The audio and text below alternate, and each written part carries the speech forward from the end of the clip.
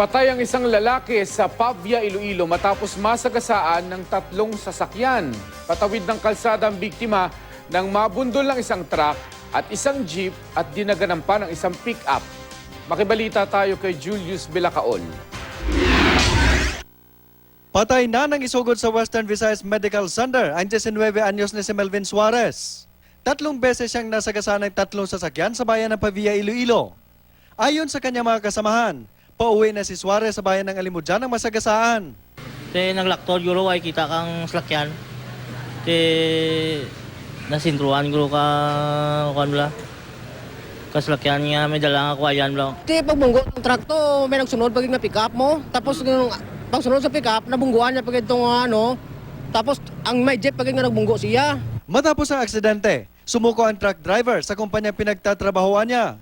Di karon ang tabo, dili naghalin. Gulpi lang ng tabok. Tani ito, jeep tani una makabunggo siya to. Galing kay naglagan gulpi mo. Hirap namang matukoy ang mga driver ng pick-up at jeep na tumagas matapos ang insidente. Sasampahan ng reklamo ang truck driver na hawak na ngayon ng pulisya. Julius Bilacaol, Nagbabalita, Pilipinas.